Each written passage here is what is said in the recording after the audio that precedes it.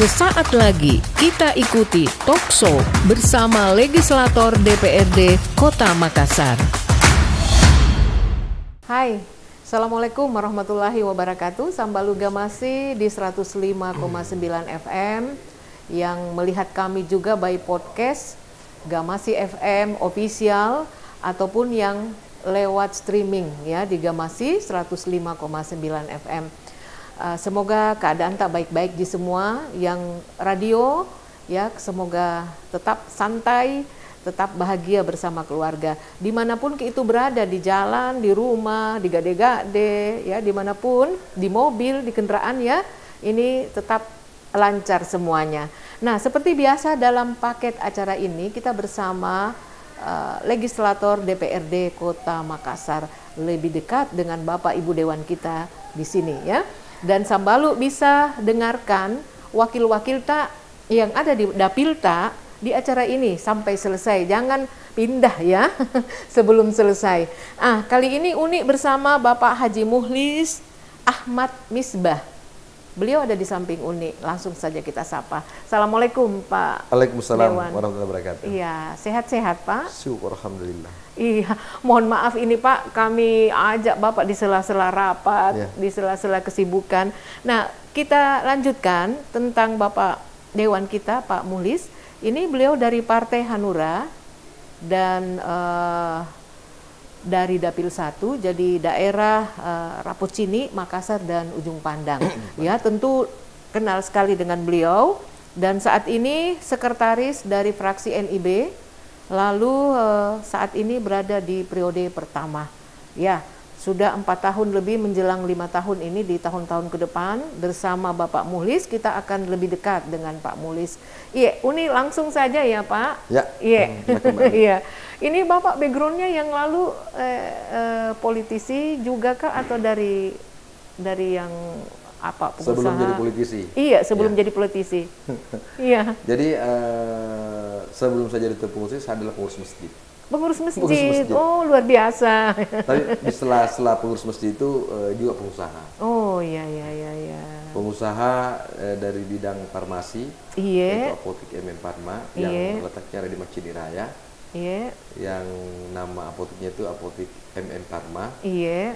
Dan juga owner sekaligus pendiri Bebek Goyang Sulawesi. Begos. Oh, iya, baik. Kita kalau bicara bebek langsung teringat rasanya ya. Baik, Bapak bocorkan sedikit di sini, tapi itu ya enggak apa-apa lah, bonus ya. Ya, baik.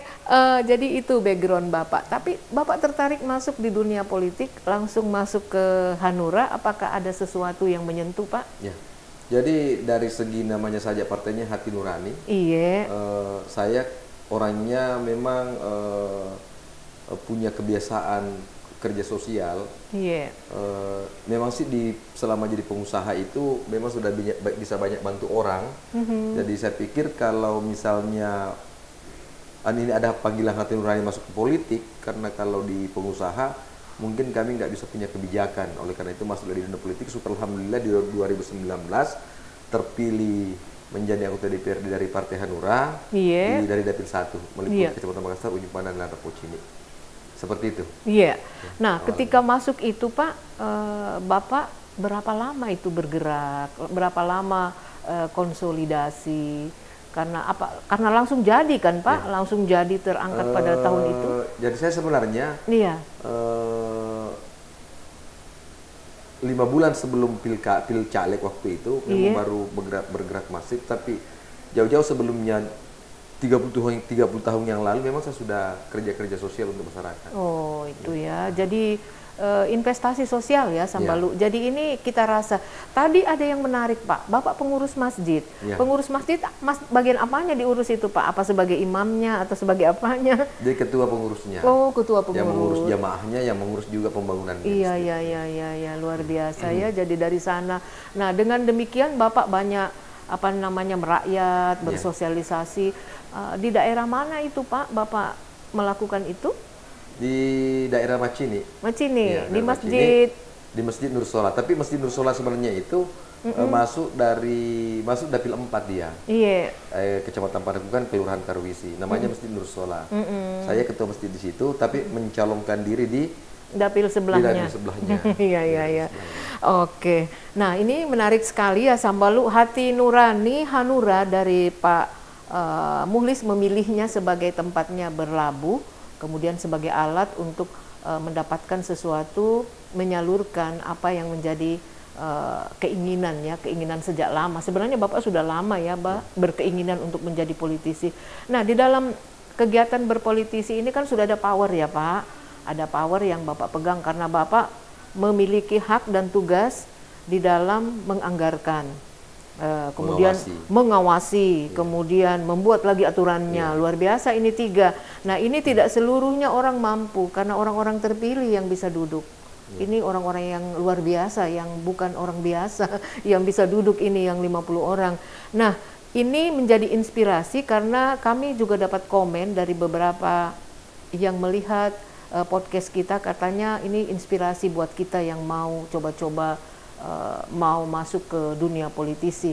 Ya, mudah-mudahan bisa dapatkan juga sedikitnya dari Pak Dewan kita, Pak Muhlis.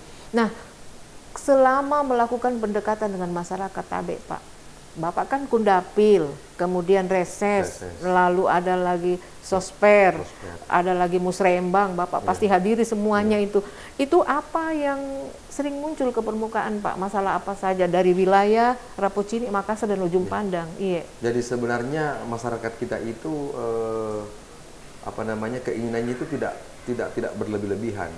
Di hampir semua kebutuhan dasar pokok kehidupannya. Iya. Seperti misalnya dipermudah pengurusan KTP-nya, gitu ya, kesehatannya dimudahkan, sekolah dimudahkan, pembangunan infrastrukturnya dibawa, seperti misalnya rumahnya, jalanannya bagus, drainasenya tidak buntu, tidak banjir, penerangan jalannya, ya seperti itu. Terus ada juga memang sih permintaan misalnya pelatihan kewirausahaan, dimudahkan akses permodalannya, seperti kebutuhan dasar masyarakat seperti itu. Iya.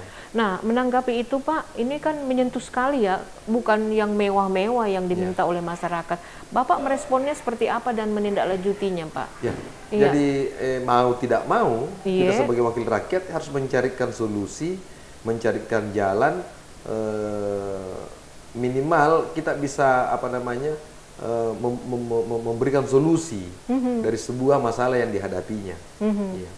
Iya, seperti apa Pak? Karena kalau di DPRD kan bukan eksekutor. Iya, benar. Eksekutor. Iya, tapi kami bisa menjadi fasilitas untuk mewujudkan keinginan-keinginan masyarakat itu, seperti misalnya di lorongnya itu tidak ada lampu jalan. Iya.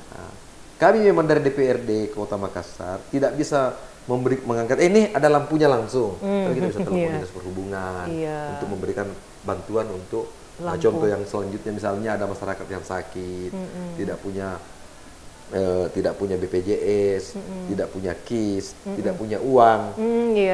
Kami bukan eksekutornya, tapi kami bisa memberikan bantuan, menghubungi dinas kesehatan. Nih ada warga saya tidak punya KTP, tidak punya KIS, tidak punya BPJS, tidak punya uang, tapi warga Kota Makassar, warga Kota Makassar. Dikasihlah kami petunjuk, bawalah ke rumah sakit Dayak, membawa KTP-nya, membawa kakaknya, jangan lupa surat keterangan tidak mampu.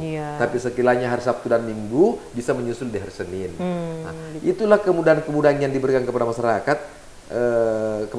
Kami oleh Dinas Kesehatan, khususnya di sini Rumah Sakit Dayak.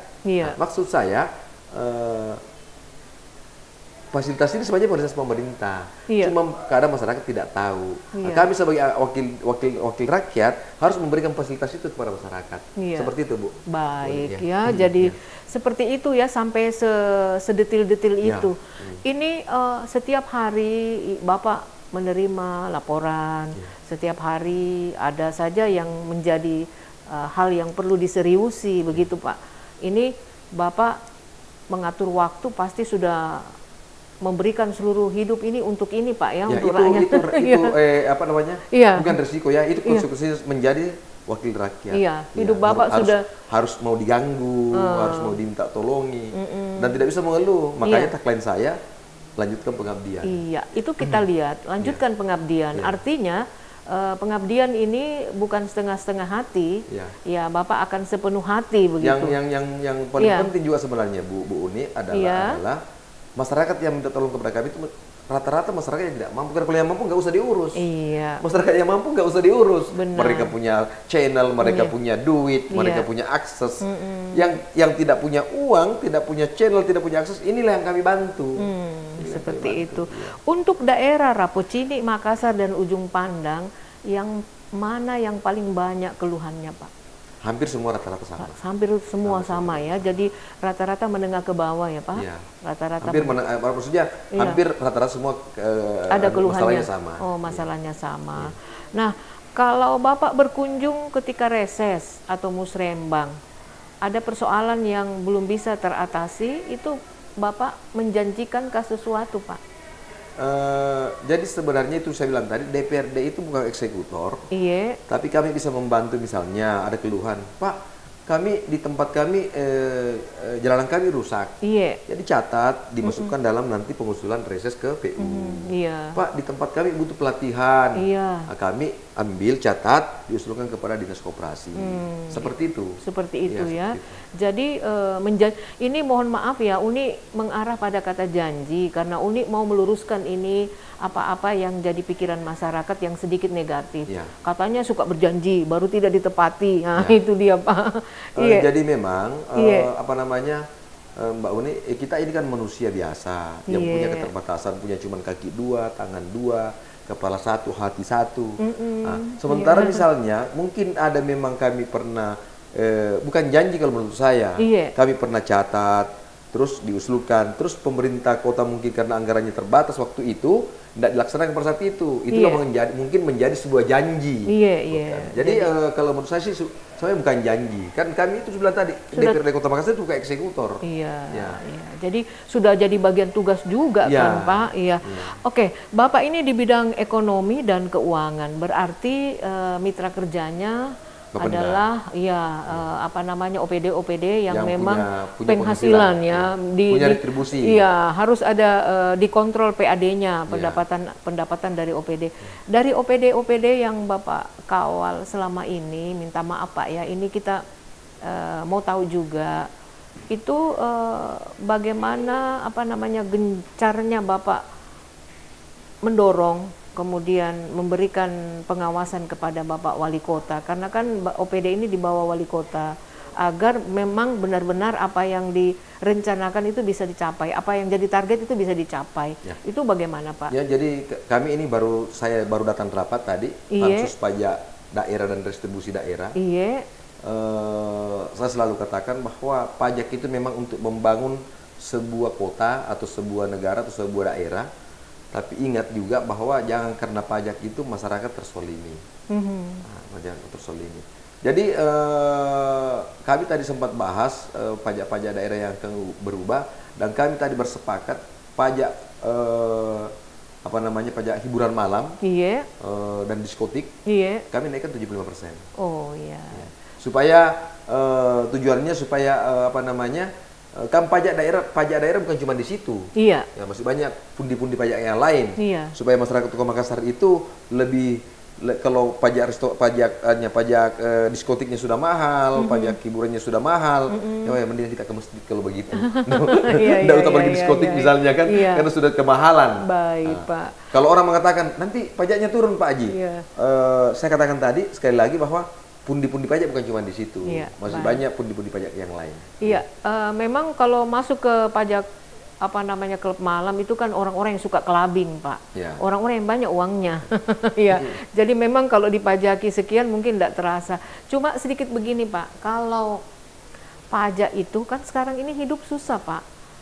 Hidup ini kehidupan sejak kita terpuruk setelah Covid itu, pengusaha kecil, UKM dan sebagainya itu jatuh bangun Pak di bawah.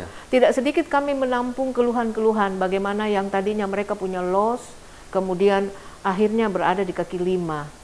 Tadinya mereka punya toko-toko kecil, tidak mampu lagi lanjut karena situasi dan kondisi, persaingan dan macam-macam problem, akhirnya ngecer-ngecer begitu Pak. Itu sekarang jatuh bangun, dan ekonomi memang kalau dibilang baik-baik saja itu mesti ditanya baik-baik gitu.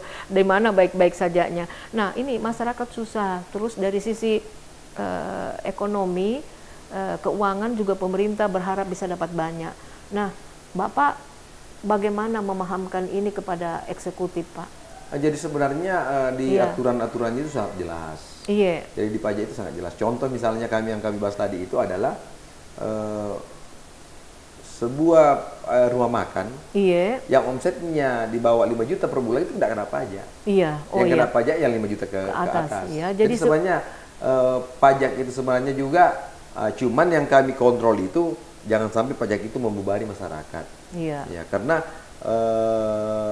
apalagi kami Kota Makassar ini kota niaga, Iya. memang masih banyak bertumpu kepada pajak daerah.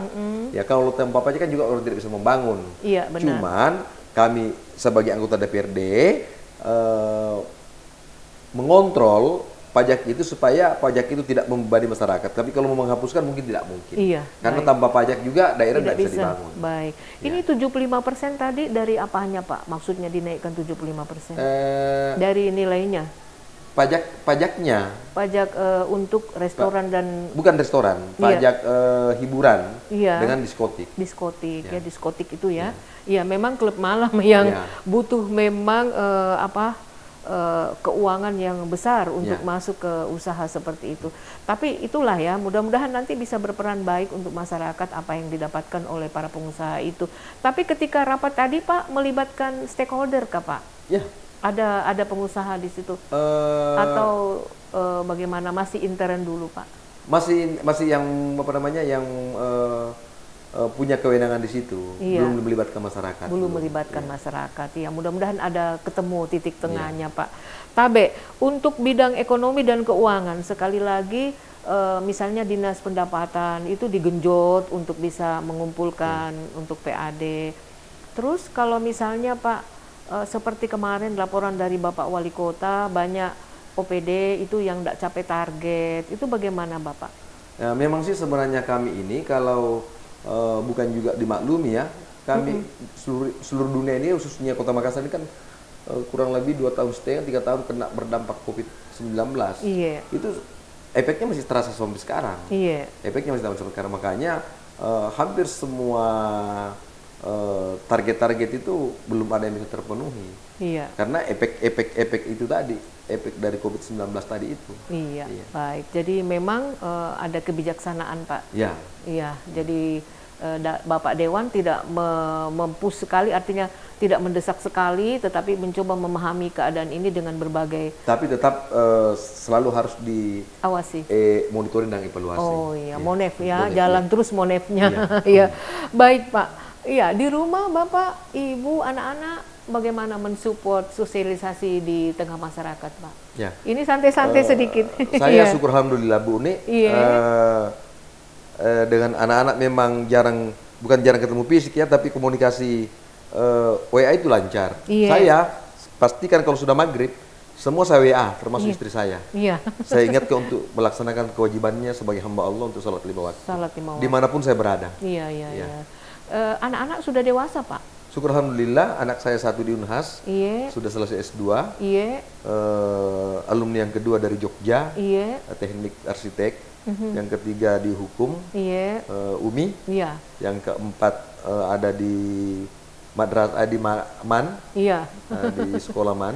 Iya. Yang kelima itu masih SD. Oh iya, jadi ini 5 orang, dari 5 orang ini sudah ada 4 ini yang punya relasi, teman dan sebagainya. Ya. Nah, 4 orang ini membantu Bapak mensosialisasikan Bapak di lapangan. Secara Pak? langsung tidak. Tidak ya. Ya, secara Iya. langsung tidak. Iya. Tapi mungkin secara tidak langsung mungkin disampaikan teman-temannya. Iya, ini bapakku Iya. loh ini Iya. begitu. Oh, berarti terjadi begitu. Tapi di meja makan Bapak tidak cerita bahwa sampaikan ke teman-teman begini. Saya kurang bicara politik sama anak-anak. Oh iya. Kurang bicara politik. Jadi terserah anak-anak ya. Malah saya biasa Iya. bicara yang canda-canda biasa. Iya, iya, iya, iya. Hanya apa sudah sholat, Iya. bagaimana keadaannya. Jadi saya hampir tidak berbicara politik di depan Oh anak-anak. iya, jadi anak-anak sendiri itu pasti bergerak. Bapak saya, tolong lihat profil bapak saya sebagai wakil rakyat. Makanya Nah, tadi secara langsung tidak, tapi secara langsung tidak, Iya. ini secara tidak langsung. Iya, baik. Ini 4 orang ya, jadi dari bapak. Kalau ibu gimana Pak, di majelis taklim, di arisan atau di tempat usaha? Ibu banyak di tempat usaha, Oh, di tempat usaha. Jadi itu ya, jalan di semuanya. apotek toh. Nah, itu. Baik, Sambalu itu dia, dan memang di belakang kesuksesan seorang pemimpin, seorang laki-laki itu biasanya ada perempuan di belakangnya. Apakah Yang penting istri? jangan semakin banyak perempuan semakin sukses. Jangan. Jadi itu ya, biasa suksesnya seorang suami ya itu ada perempuan hebat di belakangnya, di sampingnya. Jadi kita unik selalu mau tahu-tahu juga itu. Kalau ke Bapak Ibu Dewan tahu-tahu bagaimana. Jadi asik lah ya, Bapak Ibu di rumah, Sambalu di rumah yang nonton kita, jadi tahu juga Pak bahwa ini harus ada kekompakan di dalam rumah. Tabe Pak, ini ada 2 kata sederhana yang selalu kita ucapkan. 1 pendidikan, 1 kesejahteraan.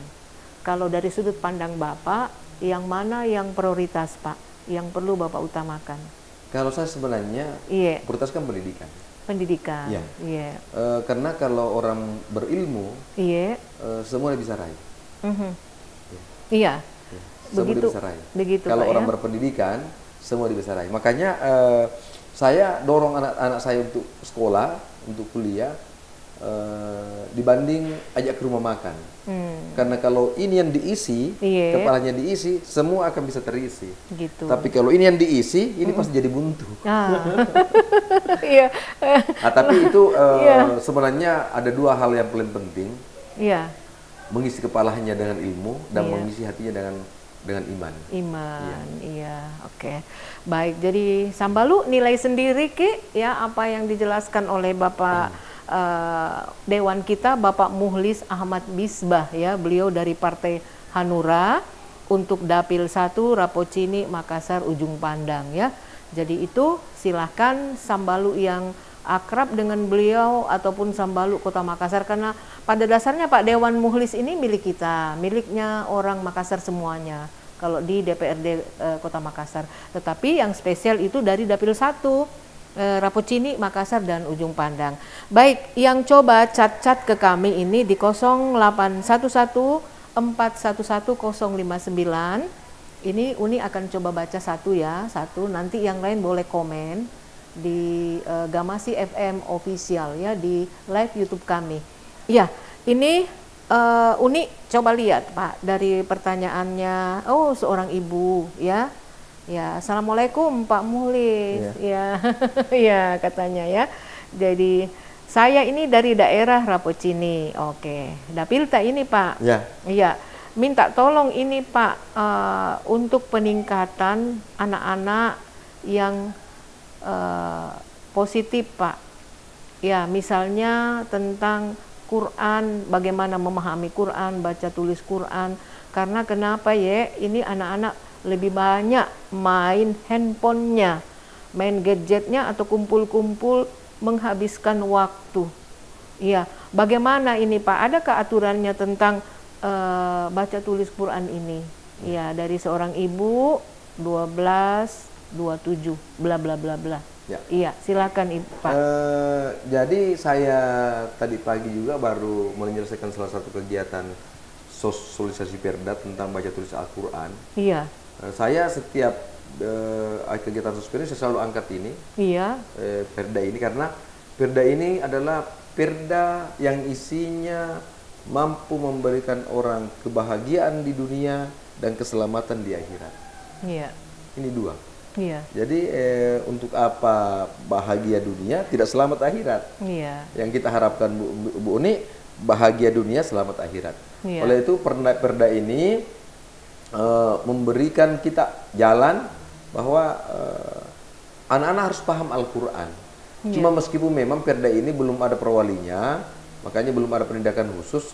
Maksud saya, kalau Perdanya di situ tidak boleh anak-anak masuk sekolah SD untuk umat Islam Iya. kalau tidak bisa baca Al-Quran. Oh iya. Ya. baik. Iya. Jadi itu ya Pak. Iya. Tapi ini di dalam penerimaan peserta didik baru kemarin juga Uni mengantar anak ya masuk SMA. Nah di dalam syaratnya itu dia buka Al-Quran, disuruh baca saat itu juga. Nanti dikasih tanda di situ lancar, tidak lancar begitu Pak ya sama bapak gurunya. Nah ini kalau tidak diseriusi dalam bentuk sebuah aturan Pak, nanti kan bisa saja kapan-kapan tidak ada lagi aturan begitu. Aturan ini kan bagus kan Pak? Iya, silakan Pak. Jadi itu saya bilang tadi, perdanya sudah ada, Iya. tinggal pengawasannya yang mau ditingkatkan. Oh iya, jadi perdanya tinggal perwalinya Pak. Ya. Ini berarti perda baru ya Pak? Sudah lama. Oh sudah lama. Kalau salah dari 2011. Oh. Nah, jadi iya, yang iya, kedua iya. juga sebenarnya adalah pendidikan dalam rumah tangga. Iya. Contoh misalnya, Iya. seorang ibu atau seorang bapak menegur anaknya untuk tidak main handphone, baru dia main handphone terus. Nah itu dia. Ya. Jadi kalau bisa, si ibu pada saat menegur jangan main handphone. Hmm. Tapi kalau handphone di tangannya, Iya. jangan main handphone. Iya. Pasti nanya, kita saja main handphone. Ah itu. Kalau bisa, makanya saya pribadi jarang main HP di depan mereka, sembunyi-sembunyi. Sembunyi. Iya. Iya. Kalau mau misalnya berwaya-wayaan atau bagaimana, itu sembunyi-sembunyi. Karena kenapa? Itu tadi memberikan pelajaran untuk memberikan contoh. Iya. Yang kedua, rumah tangga memang sangat tempat mendidik yang paling dasar. Iya. Karena kalau di sekolah kita tidak lihat. Iya. Oleh karena itu orang tua kita bilang ala bisa karena biasa. Bagaimana caranya kalau kita suruh anak-anak mengaji, baru kita sendiri tidak pernah lihat mengaji. Iya. Baik. Disuruh anak-anak sholat, baru kita tidak pernah sholat. Iya iya. Padahal anak-anak itu sebenarnya, apalagi yang usia-usia 1 tahun itu, kebanyakan itu memorinya itu kuat untuk menyontek. Iya. Iya. Baik Pak. Berarti kedepannya ini Uni membayangkan seperti ini loh Pak. Kalau ada perdanya, ada perwalinya nanti, itu ada semacam taman-taman baca Quran ya buat anak-anak. Sebenarnya taman-taman baca Quran sudah di mana-mana ada, dikelola oleh pemerintah kota ada, dikelola BKPBD, ada Badan Koordinasi Pemuda Masjid Indonesia. Iya. Kebetulan saya sendiri pengurus masjid, itu saya rangkaikan dengan TPA-nya. TPA-nya di situ. Oh iya.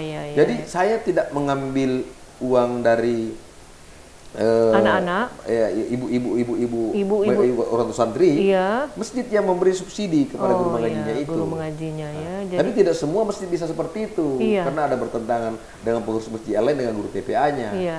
Nah, sebenarnya kenapa selalu orang bilang begini?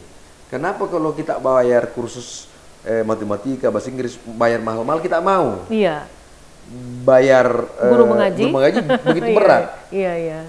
Kenapa bisa seperti itu? Iya. Karena keselamatan ada di situ. Iya.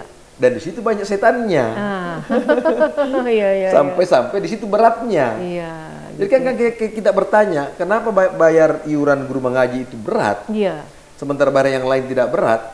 Ya tidak, karena memang di situ di mana ada kenikmatan akhirat, di situ pasti banyak godaannya. Iya, baik. Jadi catatan itu, Bu. Iya. Di mana ada keselamatan untuk akhirat, di situ berat. Di situ yang berat untuk dunianya. Iya, baik Pak. Ini jadi bisa kita simpan dalam hati ini ya, dengan baik dalam hati nurani kita ya. Iya, terima kasih ini Bapak Dewan, Bapak Haji Muhlis Ahmad Misbah ya. Lanjutkan pengabdian. Mudah-mudahan nanti di periode berikut bisa terjadi chemistry yang lebih mesra lagi dan bisa melanjutkan apa yang jadi harapan dan cita-cita Bapak ke depan. Ini dari seorang pengusaha loh Sambalu, tetapi jiwanya beliau adalah bagaimana bisa membantu masyarakat. Jadi tersalurkan dengan baik. Tabe Pak, closing tak apa ini untuk Sambalunya Gamasi atau masyarakat Makassar seluruhnya Pak. Silakan Pak.